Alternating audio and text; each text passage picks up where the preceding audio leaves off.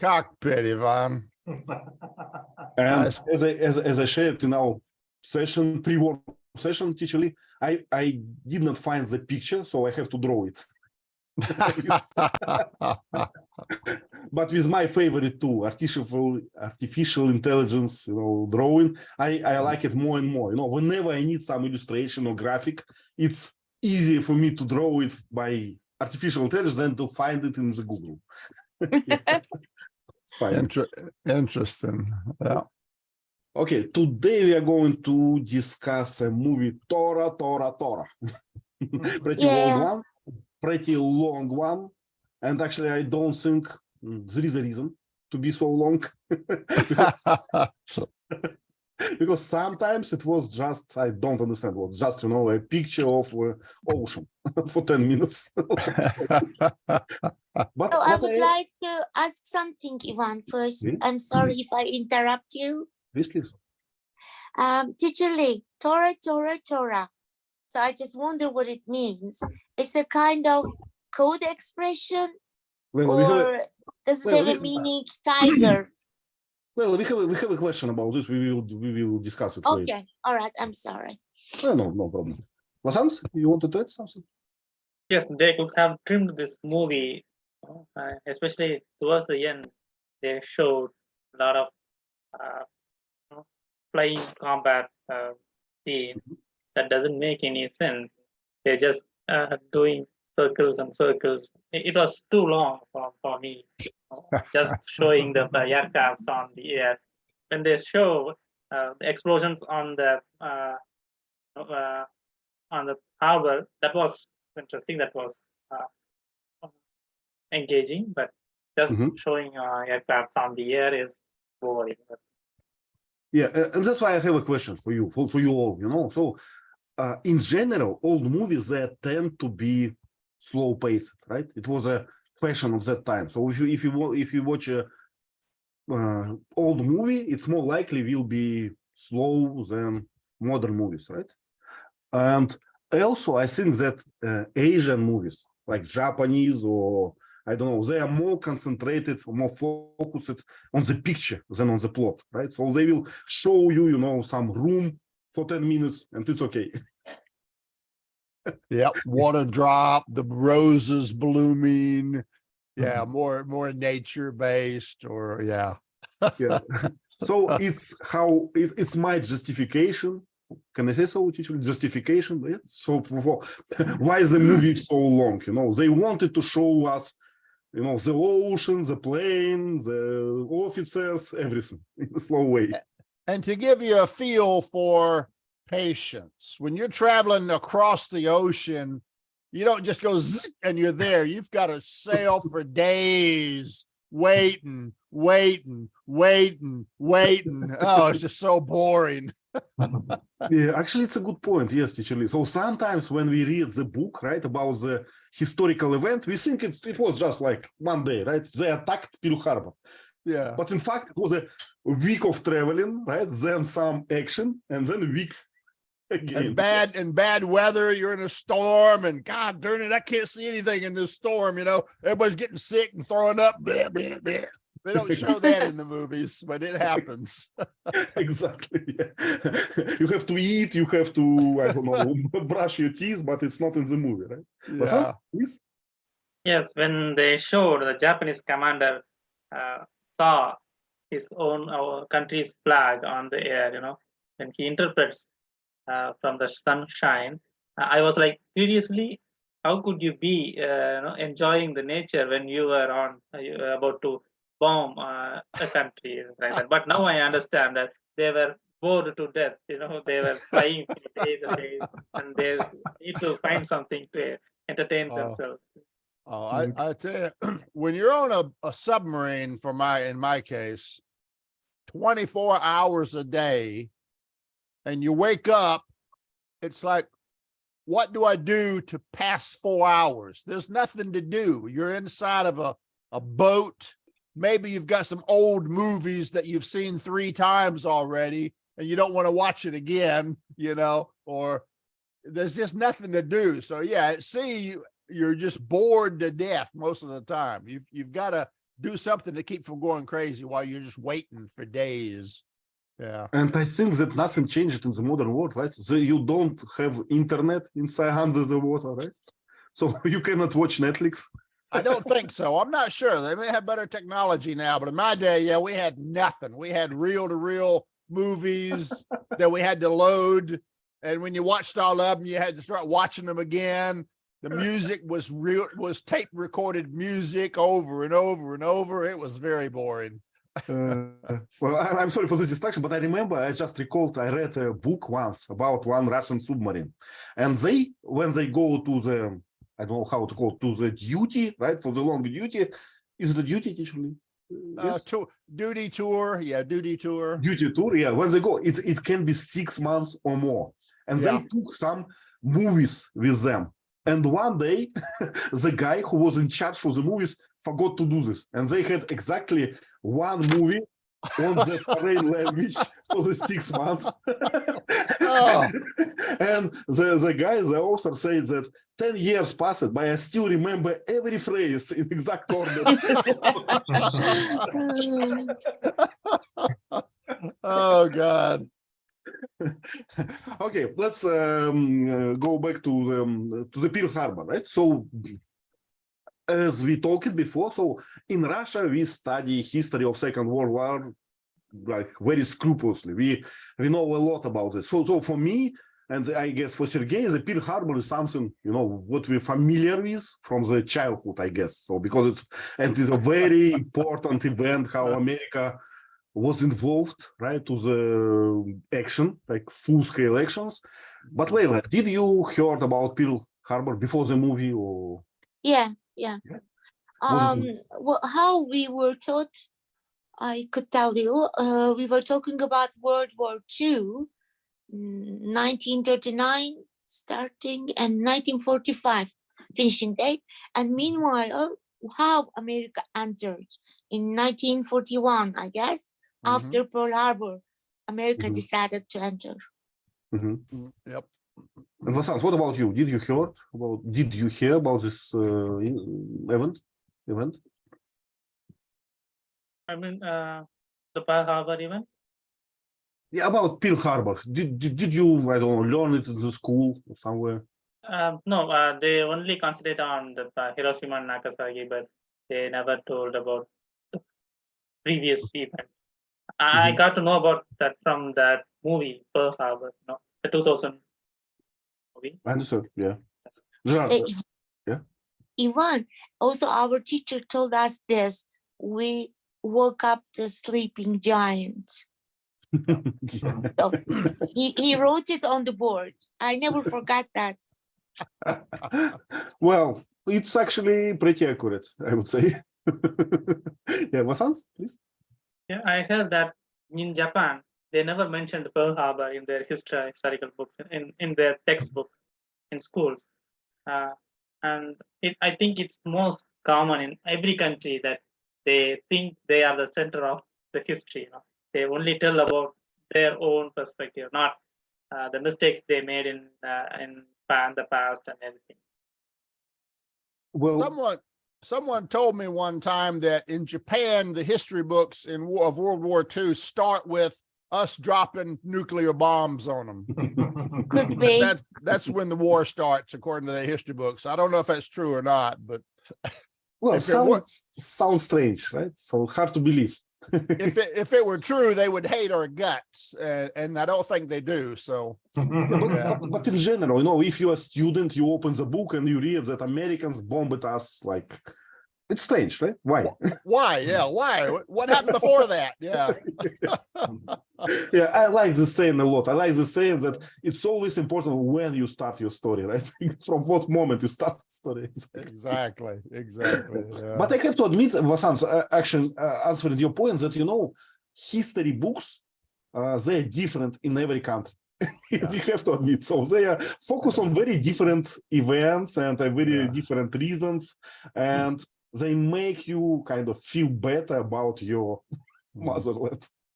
Yeah, we always talk about the colonization and everything, but British would not do the same. Their history will be different. Well, I can speak for Russia. We have a lot of black pages in our history, but they are, they sometimes they are written in this way, like we had to do something bad, not because so we were forced to do something bad. So kind of with excuse. It's the same. To give you an example, in our history books in America, we teach that USSR was on our side, but they didn't do anything. They got invaded by Germany. They fought back and they kept Germany busy on the east border of Germany. But that's all that we say the USSR did. They didn't, as far as I know, they didn't help us in Europe or anywhere else. I don't know the truth, but we don't say much about the USSR's involvement. They were just victims in the war on the good guy's side by circumstance. Interesting enough, teacher Lee, it's a kind of a mirror it in our history books. So our book says, Americans always were slow to start and we had to,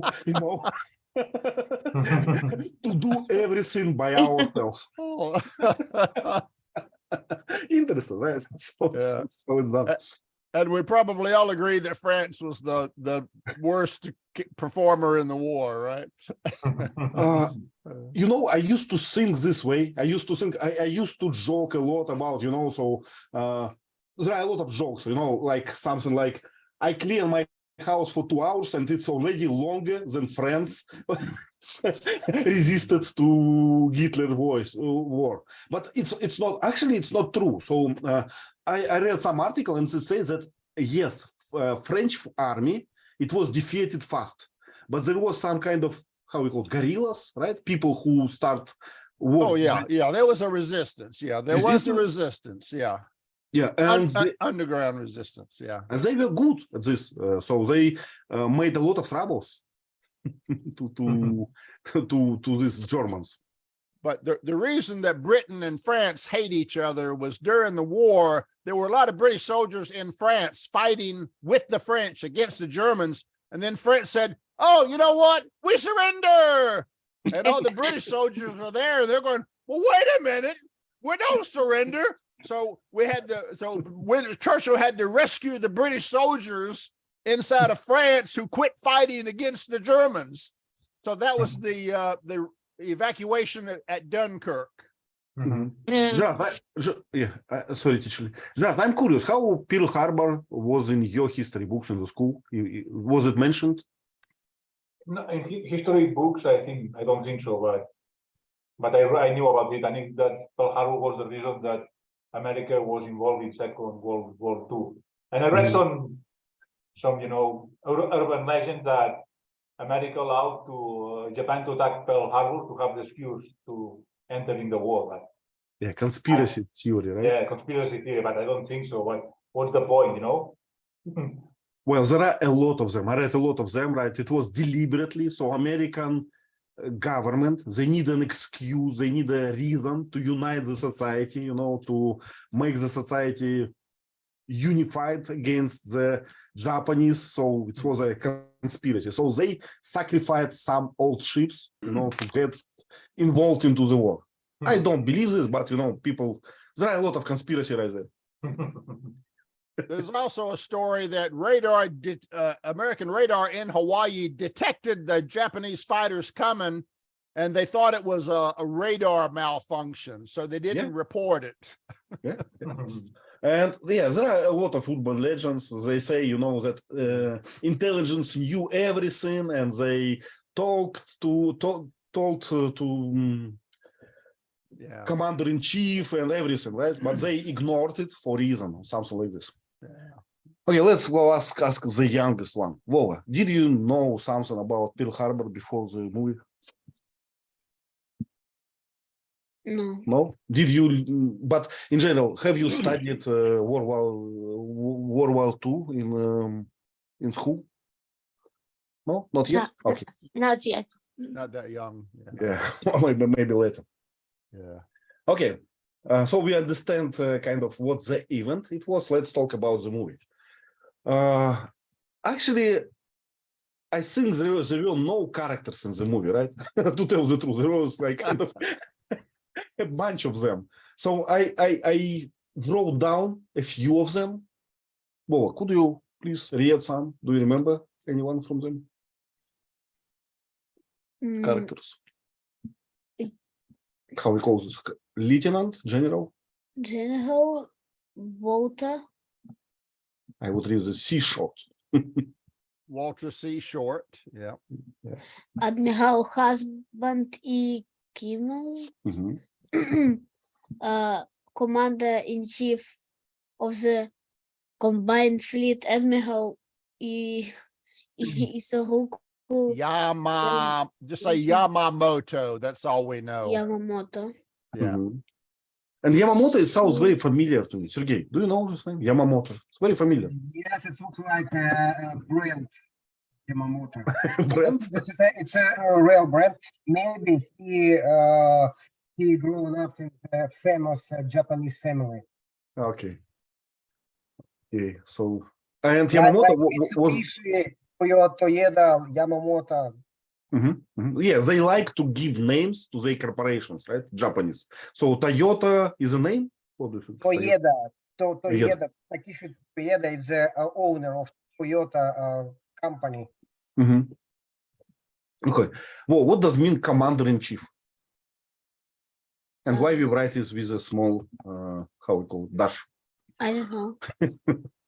Commander-in-chief. So let me try to guess, but actually correct me if I'm wrong. So I think that in combined fleet, you can have kind of many admirals with the same rank, and you have to put one in charge, right? So this one we call commander-in-chief, the important one, right? And you may have multiple fleets, like an Atlantic fleet and a Pacific fleet. They each have a boss, and then there's a boss over both fleets or all the fleets. So this is like the head honcho, the big guy that is over everybody else. Yeah. Okay.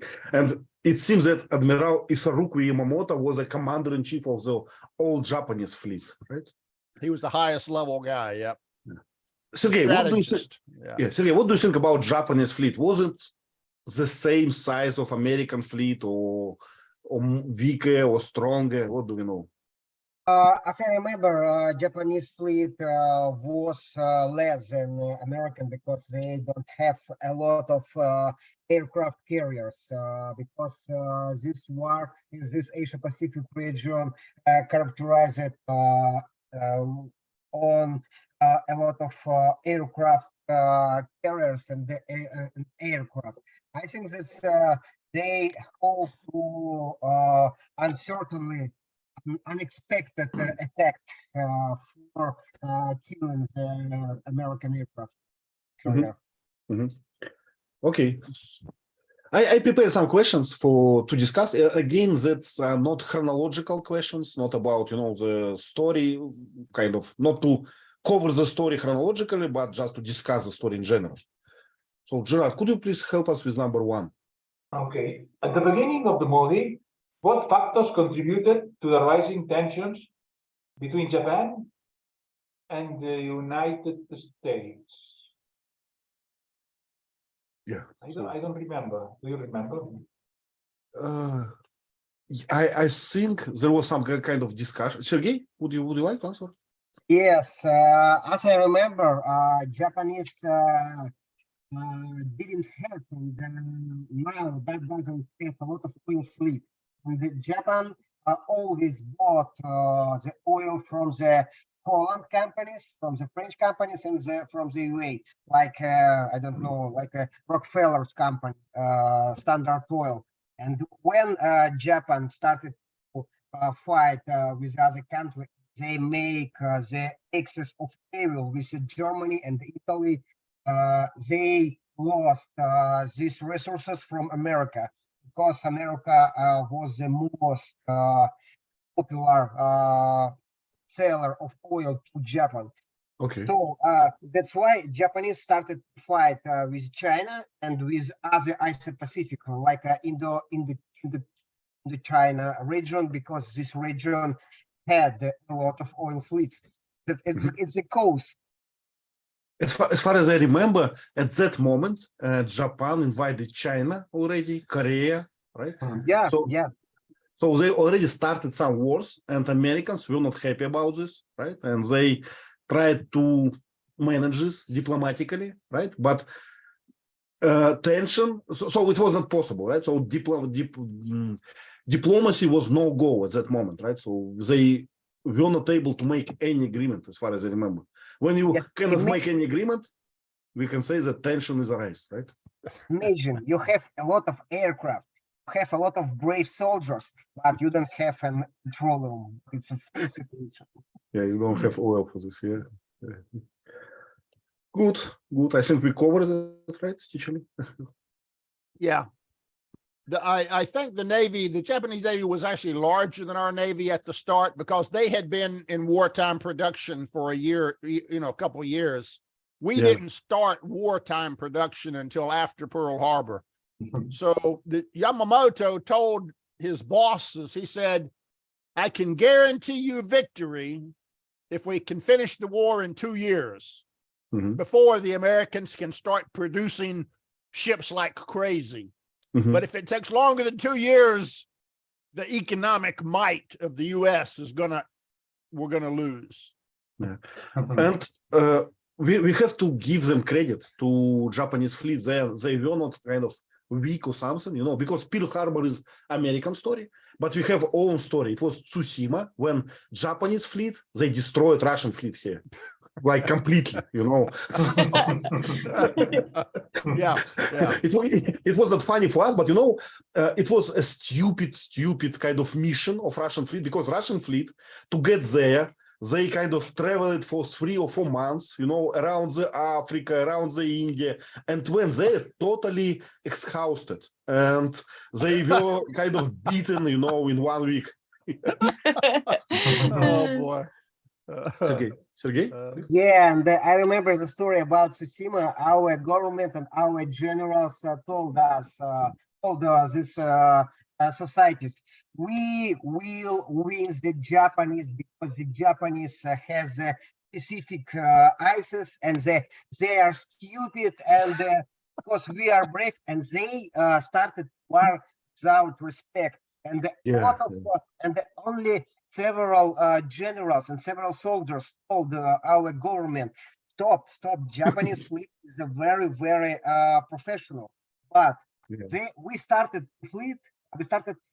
fight with Tsushima, with Japan, because we have the internal problem with the political situation with the society, and we wanted to change the focus from the internal problem to the Japanese small as a very short victories war. Yes, you're right.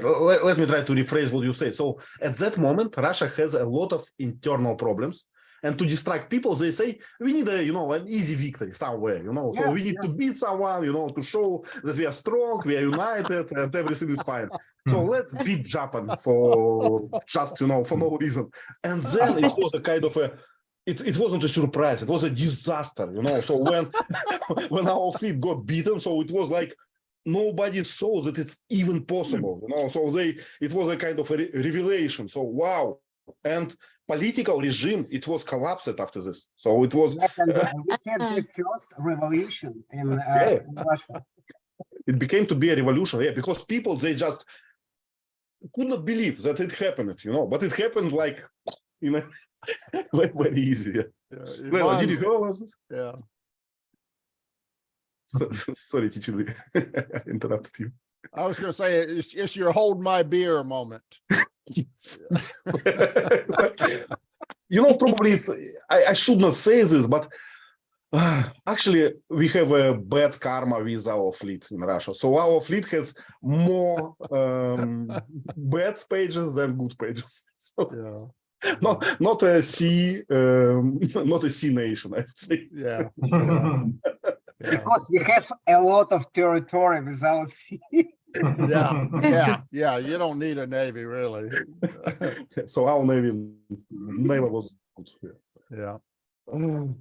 Okay, let's go further. Leila, did you know the story about Tsushima? Yeah. Yeah? Wow. Leila, you strike me like very You know, But I have a lot of questions in mind, but I don't want to interrupt you, especially Pearl Harbor. So I'm waiting. Okay.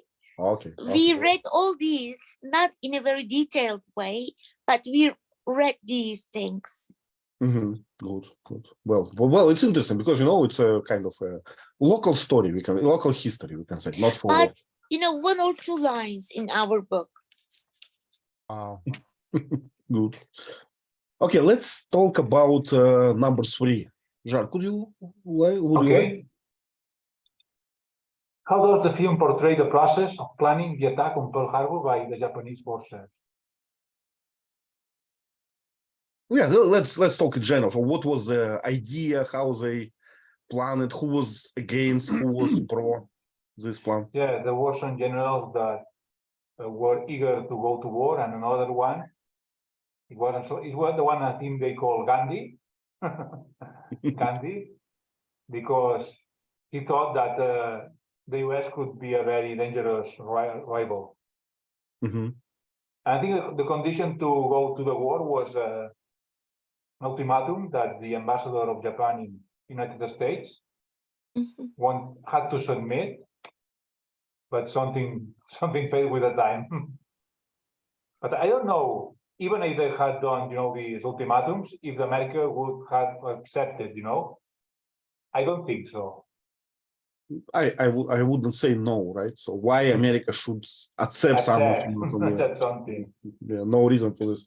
But I also remember that this Yamamoto admiral, he was reluctant to this story, right? At the beginning, he said that Americans are very dedicated and smart people, and it will be bad for us. And I don't know, is it true or not? But he said, I studied in Cambridge, right, or somewhere.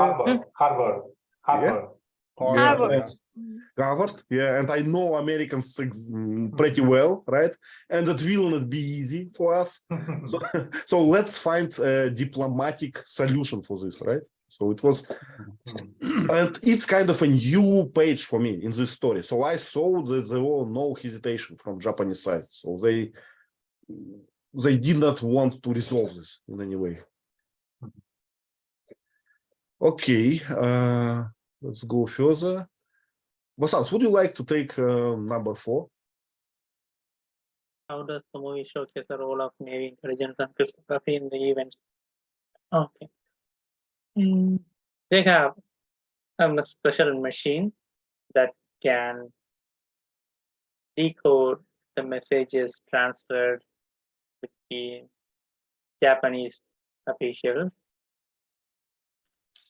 They somehow translated that and decrypted messages into English, and it just said some hints. It's not a complete phrase, but just a combination of words that give them hints about what is going to happen. So this is how the Americans decoded the messages of Japanese, and mostly they communicate with wireless technique, radio. So I prepared some kind of excerpt here from the Google. So I wasn't sure that American intelligence was able to decrypt Japanese correspondence, but Google said yes. So at that time, they read GN25 code, which was used by Japanese Navy. So it's interesting, right? So it's a very good news when you can read the messages of your enemy. So it's pretty lucky. Remember in the movie Midway, the one guy in the basement kept having trouble. He could only decrypt like 10% of the traffic, so he was guessing half the time. Yeah. But in these movies, we had some kind of crypto games as well, right? So we will send you 14 messages in the same order. So it's interesting. And I was surprised. Do you remember this, I don't know, crypto room or something like intelligence room? And they had a list of people who can visit it, who can get information. and president of the US wasn't in this list. So it was fine. Yeah. According to the history books, at one point we used Navajo Indians Yes. speaking their own native language as code, and we'd put them in two different places, and they would talk to each other in Navajo, and the Japanese couldn't decode it. Yeah, we had a lot of jokes about this, we have a joke that Americans use Navajo to additionally encrypt their messages. And in Russia, we use swear language during the command process, not to get decrypted. What are they saying? Oh, they're just swearing. Sergey? I don't agree with Ivan. As I remember, this war language used for make command shorter. Yeah. Because war language is very understandable for all people in Russia, and you can use one phrase for describing a lot of things, and a lot of people understand you. Yeah, so instead of get this, I don't know, green helicopter, right? You just say get this bloody helicopter. Yeah, it works, but it adds some uncertainty, right? Okay. Leila, what do you think about number 6? Could you answer? It's pretty vague. And what communication issues arise? Do you remember it's a line about diplomacy, about this ambassador and president? Oh, I don't remember, to tell you the truth. Let me think. I like the ambassador because he looks so cool, so nice, but passive man. But what issues? Help me, Ivan. I'd hate to be the messenger to go to a foreign country and say, my country's declaring war on you right now. Teacher Lee, Japan declared war, but America had this notice after the attack, right? Yeah. The intent was they were going to tell us like an hour before the attack. Oh, we've declared war on you. In 1 hour, we're going to attack. But Is it a kind of agreement between countries? No. There is no agreement like this.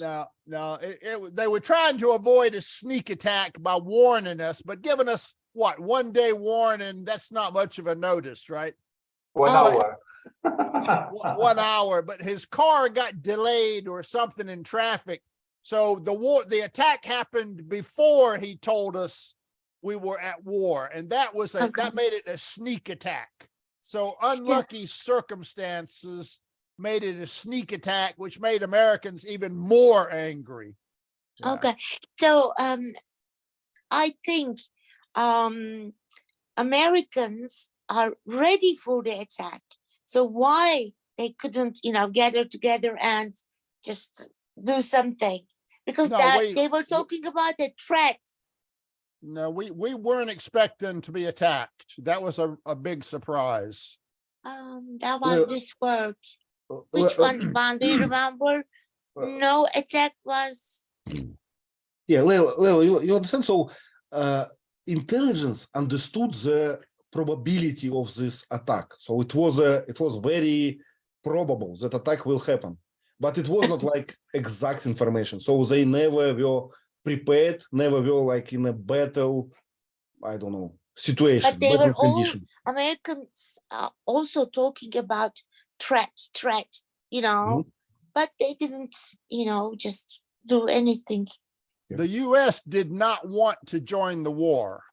The American people did not want to be in the war. We wanted to stay out and just trade and make money.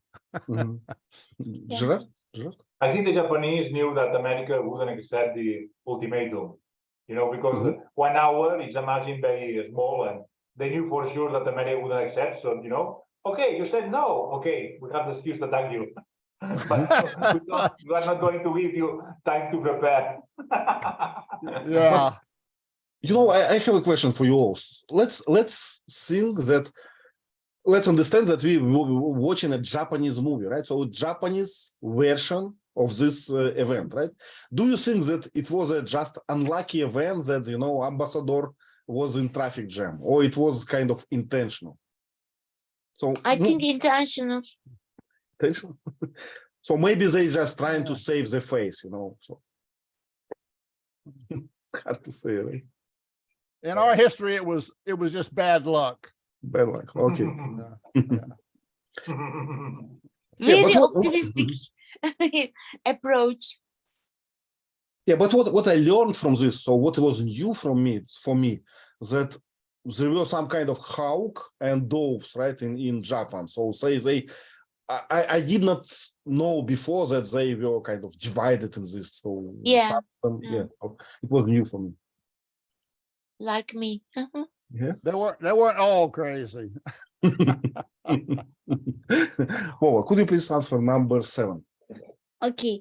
What does the phrase Tora, Tora, Tora mean, and why is it significant during the attack on Pearl Harbor in the film? Mhm. Tora, Tora, Tora means tiger, tiger, tiger. In Japanese, right? Yes, and it means you say it when you did the operation, when you finished. So it was a kind of a crypto phrase that says that we attacked and we were successful, right? Why? So Admiral knew that attack happened. Yeah. Well, I wonder why they put this in the title, right? So looks like just a small detail. But it is Yeah. interesting because I just searched for it, and I also found it means lightning attack. Lightning. Blitzkrieg, lightning Blitz. attack. Yeah. Well, That may be a good. I didn't know that, so that sounds right. Also, mhm. they jumped in and attacked us quickly without notice. Yeah. Okay, let's go further. Number 8 is kind of a complex question with many points, so we can, you know, answer that together. Sergey, would you like to start number 8? Yeah, I agree. It's a very, very complex Question. events. Can you describe the main plot points and key events of the attack in Pearl Harbor as shown in the movie? As we see the Japanese side, this is preparation, and this is no known causes which I told earlier, and the new job for Yamamoto and making the plan for the attack. And next, the moving U.S. Navy fleet from the San Diego to Pearl Harbor. And for me, as I was a Japanese general, it's a good goal for me.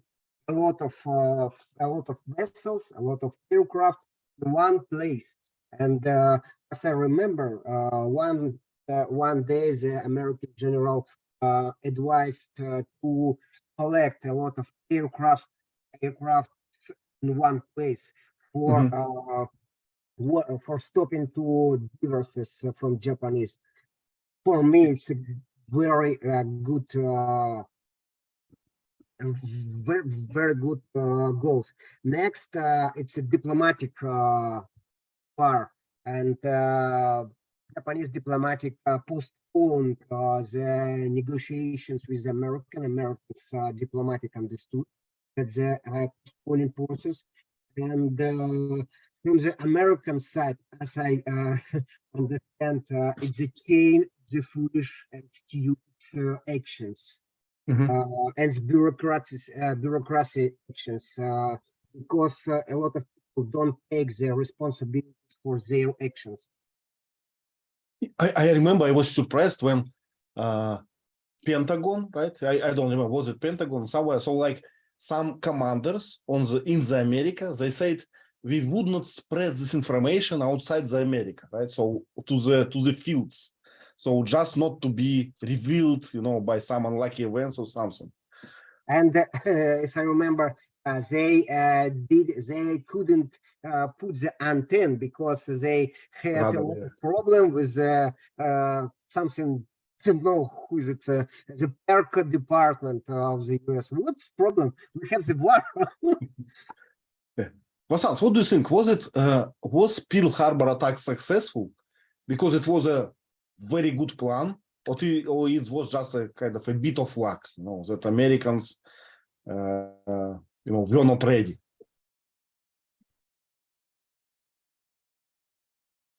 I think it was a perfect plan. They have traveled so far and nobody noticed them, and everything, every piece is supported them. Everything falls into places, and the luck also helped them. No other countries' army suspected them, and when they reached the border of the US, everybody tried to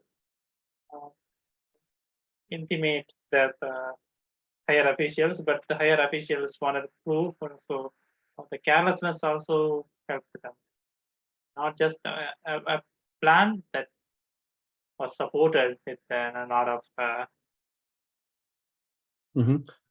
Well, I think the plan was good, more or less, and I think that they kind of, in Japanese movies, they tried to give us this message, send us this message that the plan was good. Do you remember this mad guy who, without uniform, tried to calculate everything, and then that every pilot knew exactly his ship by, by silhouette, right? So they were all trained. So exactly every pilot knew this goal. And I think it's a very good kind of preparation, right? Yeah. But I also think that the plan was kind of fragile, right? So one American plane, noticed this aircraft would ruin the whole plan. So it was kind of a bit of probability, right? And bad luck for Americans. Yeah, secrecy was key. Yeah. Yeah, but the Japanese soldiers are crazy. Can you say so? One lucky thing for America was they didn't have the ships that have planes, the carriers, in Pearl Harbor. Otherwise, maybe the Japanese could have won the war. The carriers, the plane carriers, are the most important ships. I remember that absence of these aircrafts was a key point for conspiracy theory, right? So they said that it was all was known. That's why they saved aircrafts for later, and then sacrificed only all ships. I don't know. It was we teach that it was just luck, good fortune, but maybe it was planned. Okay, I don't know. Should we discuss anything else? Leila, what you missed? Tell us. What were your questions that we don't The cover? only thing I want to ask one thing. I just read some things about this event, and Japanese aim became clear. So it was, she wanted to have the important resources and important natural resources in the world. So another thing is that America put an embargo on Japan. Are these the reasons for his for her attack to America? Well, at least partially it's a reason, right? So, sometimes if you have an opponent who is stronger than you, who is kind of in different class than you have the only chance is to hit first, right? So what do else? Otherwise, you just dead. Yeah. I don't know. And the Japanese could attack either the Philippines or Pearl Harbor, because Japan wanted to control the Pacific, and In those places, America had their bases. Mhm, mhm. But Hawaii, I think, is closer to United States. Uh-huh. Yeah. Okay. Closer or no? Yeah, basically, Japan wanted to take over the Pacific, like you said, to get resources from all the countries in the Pacific. To do that, the only country that had a navy that could oppose them was the U.S. So they felt if they could knock out the U.S. Navy quickly, they would be unopposed and could just take over anything they wanted. So they chose to attack us because we were the only one that could stop them. So if they could cripple us first, then they wouldn't have to worry. Mhm, Mhm. But they Also- didn't quite make it. mhm. Yeah. Also, this movie taught me one thing. So before that, I saw that Attack on Pearl Harbor was made with this, kamikaze planes. So small planes with one pilot. Uh-huh. But in the movie, there was 3 pilots and huge kind of, what's the name for this? Bombardier, how we call it? Bomber, right? And I Googled and I found the kind of article that says that kamikaze was later, like in 1944. And at that time, they have ordinal planes. So it's a stereotype that I had. Yeah, what happened, this is interesting too, was when the war started, the Japanese pilots, fighter pilots, the plane pilots were excellent because they had been practicing. Go to war, kill. Our pilots, we flew up there, and we were, we weren't ready for war. So when our plane battle started, they slaughtered our planes, man. They shot down our planes 2 or 3 to 1. They just wiped out our planes in the air. But slowly, we built more planes, and they started losing a couple of good pilots. And by the middle of the war, our pilots were as good as their pilots. And near the end of the war, all their good pilots were dead, and they had novice pilots in the air, and we had experts in the air, and we started shooting them down. It was called the turkey shoot because it was so easy to shoot them down. And it got to a point where they couldn't beat us. So they just said, just fly your plane into the ship, blow it up, So the kamikaze was a desperate act because they couldn't beat us in the air. So they had to just fly their plane into our ships. Okay. Yeah. And because they started committing suicide, we thought they were kind of insane. Yeah. My God, they're just killing themselves to hurt us, It was our mindset. Americans are not suicidal type mindset like some. Yeah, it's countries. understandable. It's impossible, right? Why to lose, a good soldier just for, I don't know, for one event? So it's something one hit. unfair. Yeah. Yeah. So, Yeah. Sergey, So- would you like to add something? Yeah, I want to add about kamikaze. In my opinion, we have not describing for this event. And I think this is one of several problems which Japanese had in the end of army, the end of the war, the deficit of oil, and you have a small oil for one road from the to the destination place, and you started. You don't have oil for returning because Yeah. So it's a one-way if you are mission. Whatever. kamikaze is the first problem. The second problem, we don't have the oil. And Yeah. since I agree with Teacher Lee, we don't have the professional pilot like a German in the end of war attract the children for the war. Yeah. So, but I cannot imagine what should be in my head that I would sit in a plane, with a petrol to one way. So I We think, don't. I think this we don't understand the issue. yeah, maybe it's a honor. Maybe it's an honor, right, for Japanese people. Right? Yeah, Wow. and you remember Provide the for my moment. country. You remember the moment when when we saw the start of attack to Pearl Harbor. Japanese diplomatic worried about that, that they didn't have diplomatic notice in time. Japanese started in the I don't remember 1 hour of Gawai time, but the diplomatic notice sent in 1 hour after that. That's why in the end of the movie, one general told we will have the problem because we shake the beer, the American beer. Is the one problem. The second problem, Japanese warriors and Japanese people very brave and very honest. They have rules of war because they have the samurai stories from the middle of age, in my opinion. Yeah, tradition, right? So they have some traditions. We have the tradition. We started to war according our tradition. Yeah, so the right way and the wrong way, right? So, and if you cannot provide to your country, just die, right? Jean, did we miss something important? Yeah, so you remember about the problem with the torpedoes. So when the Japanese throw the torpedoes to the water, they sank very deep. And they invented something because the Pearl Harbor was shallow. So they something to flotate so they could hit the ships. And I remember the country, I know the Pearl Harbor, the US was confident that they couldn't use those torpedoes attack because they are very effective.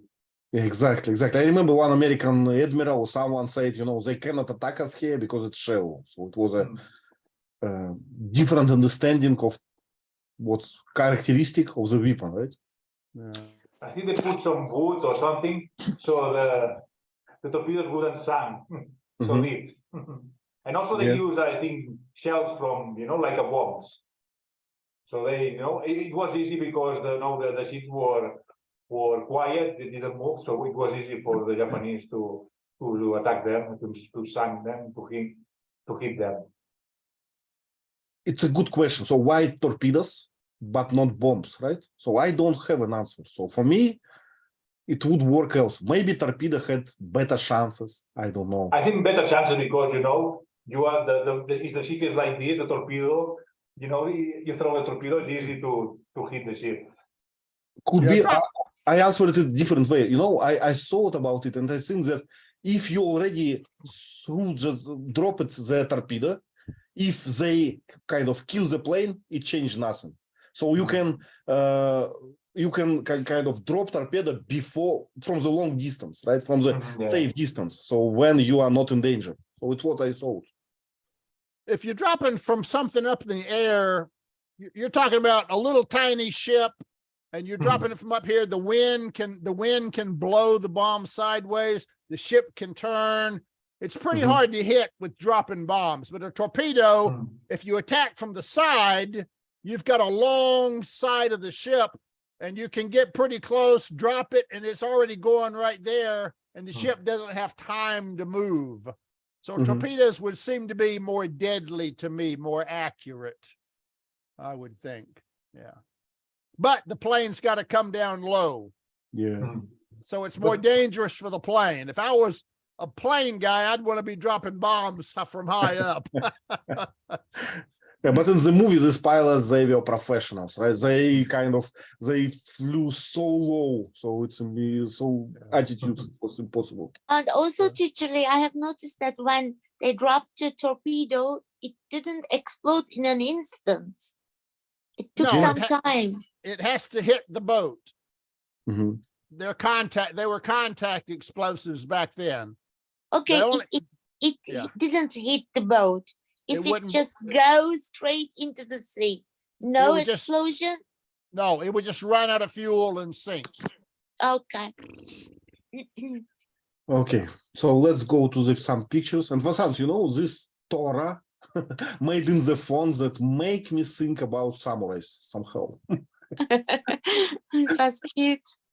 Yeah, I don't know why, but it's, this old samurais, with these costumes, uniforms, with, I don't know, with antlers.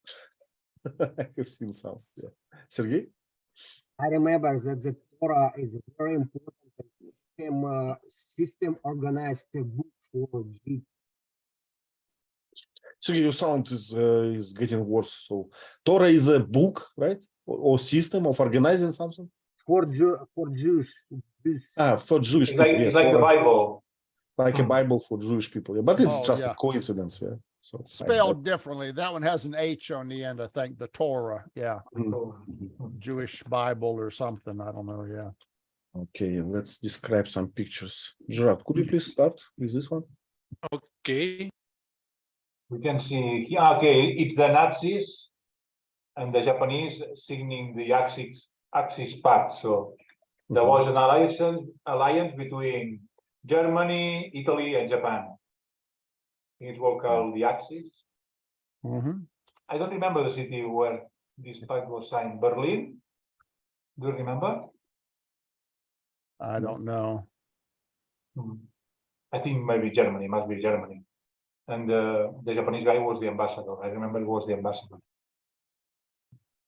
Yeah, but Gerard, why Germany? Why they need Germany? For what? But because they know Germany wanted to control Europe, no?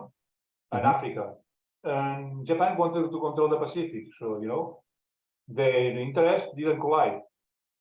And their ambitions were similar. So their rivals, their enemies would be the same enemies, I think. Okay, so it's a friendship because we have a common enemy. Is it you saying? Yes. Okay. But do And you yeah, please. Sorry, go ahead, please. Yes, I mean that I don't know about the facts. Was Germany supporting Japan or vice versa with some technology, weapons, oil? I don't think so, right? I don't think so. I think they just made an agreement. You stay out of Europe, I'll stay out of the Pacific. You take that half, I'll take this half. And Russia, you stay there and you don't bother us, we won't bother you, you know? Well, I would not call this an alliance, then, you know, it's something different. So if it doesn't help a lot, yeah. Sergey? Yeah, that was a non-aggression pact. Yeah. As I know, Germans supported Japan for they educated Japanese Japanese pilots, and Training them, right? yes, and they sent a lot of technology for aircraft. Okay. Well, I Even remember. now, what I can say, this Axis powers, as Teacher Lee said, over Turkey, my country at that time, to join the Axis powers. Really? Yes, our second president, because the leader who is the founder of Turkish Republic died, and the second person, he was a very good president. He didn't want to, how can you say, Turkey to enter the war. Because Turkey was neutral, still developing, trying to, you know. I see. Well, it's good. It's good that Turkey wasn't involved, you know. Yeah. It was a honorable event. It says our history books. Turkey is not, you know, just entering the war. Good. Okay, let's go to the next one. Leila, would you like to describe it? Let the other people talk, because I don't know anything about soldiers. I can see a map. That's all. So let's be other friends talk. Okay. Okay, Sergey, could you please describe this picture for us? Leila is on strike. Yeah, the room. There is a room for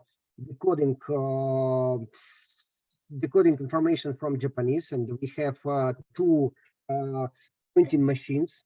One printing machines in Japanese information, and decoding machine in the center, and between two printing machine. And from the left side, we can see the printing machine who print the decoding information in Japanese language. And after that, the general took this print, this page, and the Japanese people interpret. Translator, yes, it will translate the message into English. Translate the message. Yeah. What about this? Sergey, you said, Sergey, the one in the middle is the, what you said?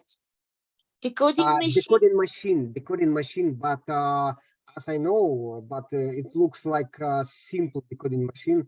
If you see the movie with Cumberbatch with Enigma.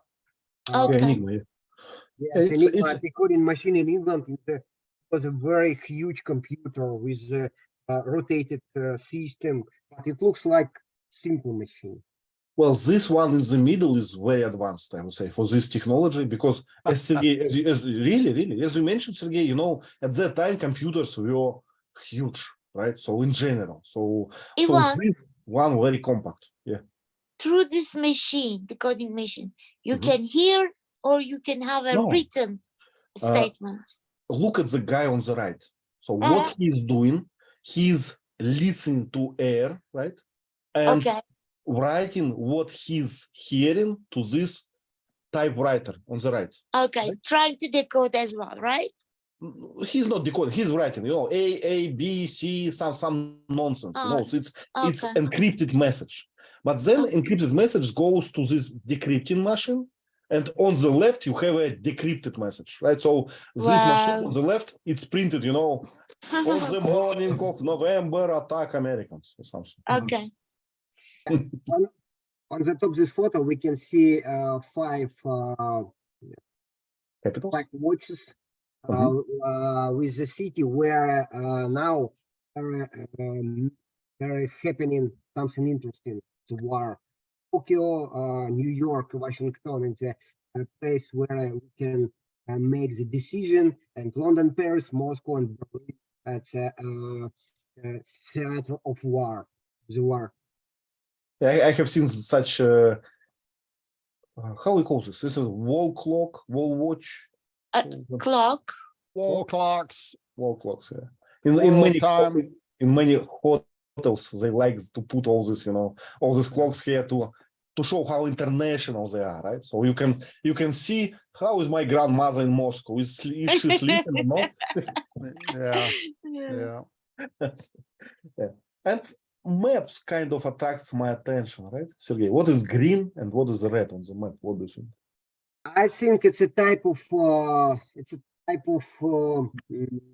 vessels. I don't understand what's the Atlantic Ocean or Yes, it's Atlantic.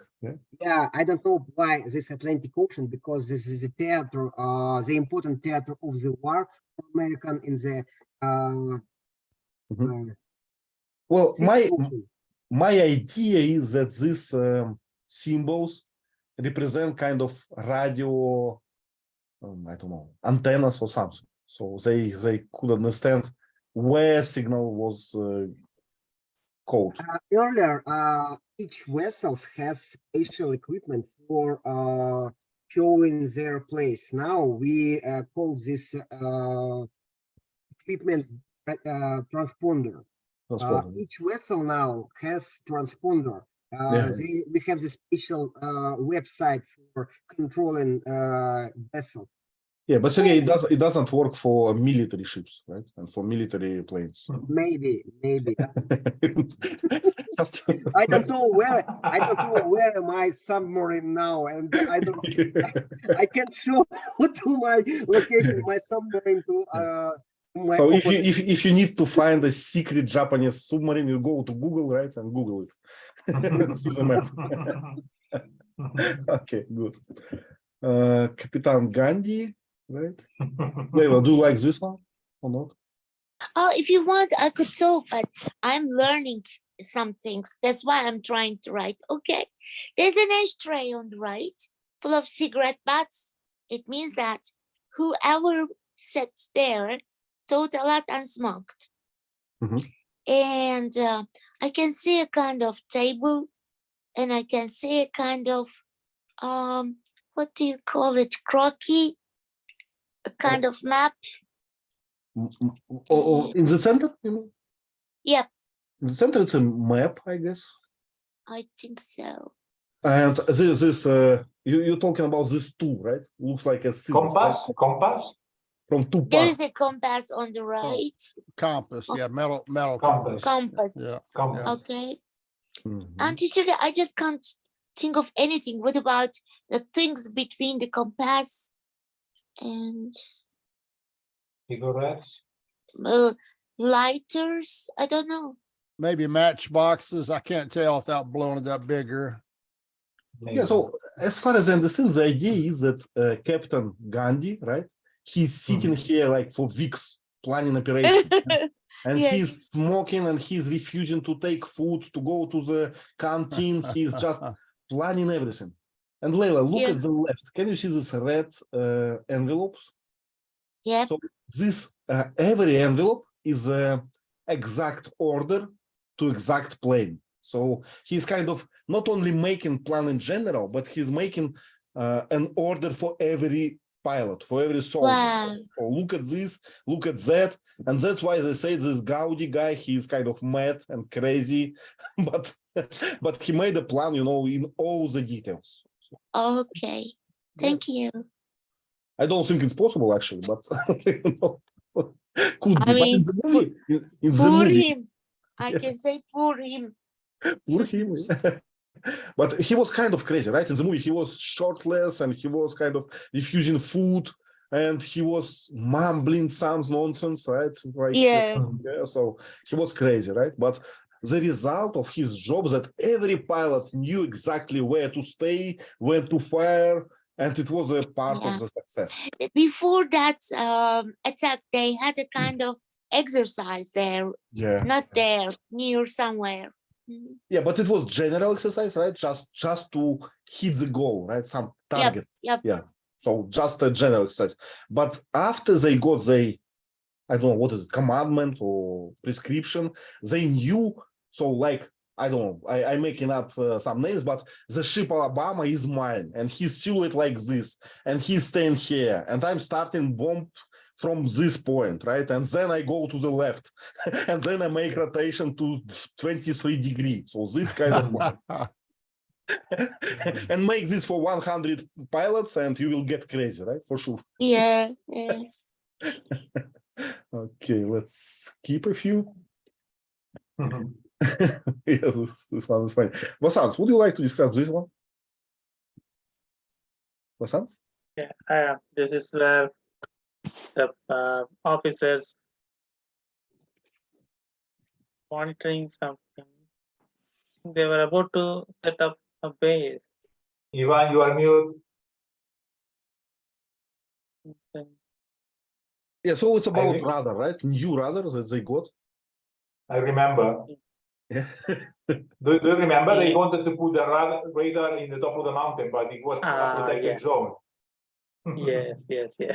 And then that officer, one guy said that it's not in our jurisdiction. It's come under the other. Hawaii, I think is that Hawaii or something? Hawaii, I think this Oh, is yeah. Hawaii. Yeah. Yeah. Hawaii. And he said that then put the names on the list. You know, we are going to fight with them. Something like that.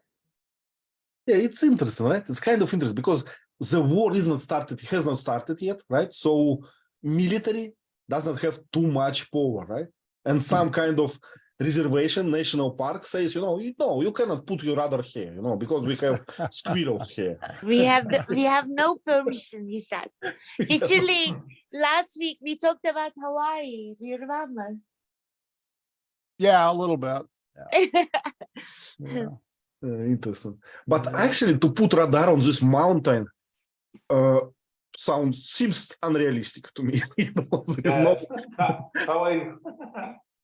There is no road, and you have to put wire here, right? And the radar is huge, so it's something strange. Wow, are they volcanic?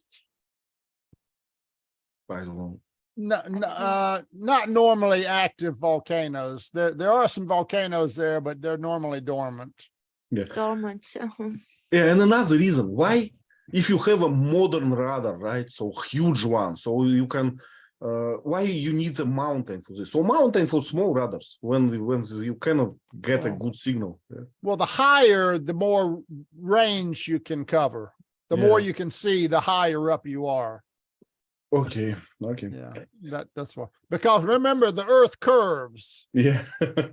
So if you're high up, you can see more. Exactly. But they also say that radio waves, right? They reflect from stratosphere, right? So They sometimes bounce. They bounce. some. Yeah. Okay, so other side. Whoa, what can you see here? There are a lot of officers, I think Mhm. Japanese officers in the uniform, Mhm. traditional uniform on the ship. I would say they were very traditional in the way how they communicate, right? So they don't interrupt each other. They are disciplined. So they are very well trained, I would say, right? Mhm. Teacher, do we call this strap on the shoulder? It's an axle band, right? We call them cords. There probably is a name for them. We just call them cords normally. I can see that some people has this cords, but not everyone. Yeah, it's a rank, I think, a certain rank you get to wear the cord, or maybe an honor like a medal. I'm not sure. Yeah. Looks interesting, yeah. And the map, right? And I like its dialogue in the movie. There was probably this scene that was a dialogue, and guy is charged. The main one said, I believe in the future, and future is aircraft and jets and planes, right? And another one said, some people don't believe it, and I believe in the old good ships. So we will attack. No, so there were different kind of schools inside the Navy, right? That is good. So I would think that red dots or red, what is this, boxes, it's kind of enemy. Probably little red cubes that represent ships or army units. Yeah. Okay, let's flick through a few. It was an anecdote, right? Do you remember about this radar? See, these guys were in charge of the radar. And in the moment of the duty, they caught the signal of some planes, but they suppose that they were a convoy that was supposed to arrive. So an American convoy, that we saw this convoy of 4 big planes, but actually were the Japanese. They didn't report that. Yeah, but I remember this scene. This scene was about these soldiers. They were left here to watch the radar, and they say, "Okay, we watching the radar. Funny. Yeah, for what? For what? We don't have a phone to communicate. If they didn't have a phone at the beginning. Go 1 mile away and then go tell them to call. But eventually they got the phone. Yeah, so it was an anecdote, kind of. Okay, let's look through some of them. This plane. Yeah, this huge one, right? Yeah, it was the convoy that I told you about. Yeah, wheel was missing, so I had to land on one wheel. Not good. Not good.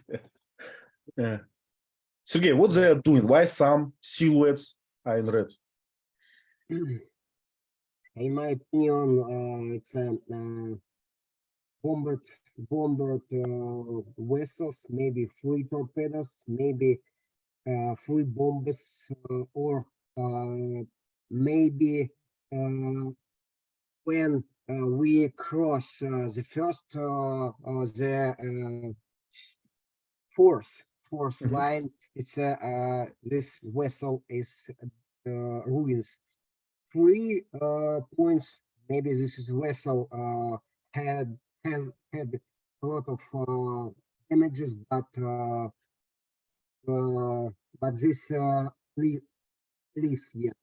Maybe. So, is it correct to say a ship was sunk, right? Or how we call it? Sunk? Yeah, was sunk. Yeah. Sunk. Okay, so some were sunk, some were damaged, right? And it's a kind of a list of all the ships, so they mark it. How many of each kind they had sunk? We've sunk 4 destroyers, 2 aircraft carriers, a battleship. Yeah. Nice. Scoreboard. Okay, Sergey talked about this a little bit. So some jets were put in the center of the, how we call it, airport, right? To prevent diversion, right? Diversion mission. Hassan, please. Yes, they literally killed the extra. You know? They made they pictured all real life stunts. There is Mhm. no CGs, and in this particular scene, that guy almost died. He was running, and the aircraft was the Boeing aircraft dragging behind him. He Mhm. almost escaped.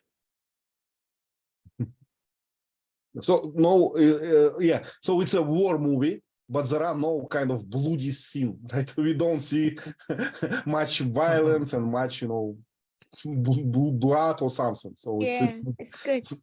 Yeah, I think it's a very expensive movie. I think they picturized a lot of aircrafts and a lot of aircraft carriers also. So I think Mhm. they built so many aircrafts. So that must be an expensive movie at that time. Yeah.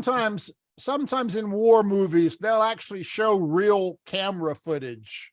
Mhm. And it's always going to be in black and white because we didn't have color film back in 1945. So when you see black and white movie footage, that's usually real camera footage from that time. If it's got Yeah. color in it, it's Hollywood. Well, do you know why it usually use footage for this word? What does mean footage means? Do you know? I think footage means a kind of evidence or something like that. Yeah, but it's interesting. I read somewhere, probably in the chat. Yeah, in and the I just speech under video. the root, the aim of the film, maybe. Yeah, the old movies they made on tape, right? And we measure tape by feet, so it's two. What does it mean? So it's just a. Do you understand the tape? Okay, So magnetic tape, right? We Okay. use it, yeah. So how we measure it? We measure it by distance, right? By foot. okay, all right. So footage, it means just large, how much tape we have. Ah, it's interesting. Many feet of film. We call it footage. Wow. Okay.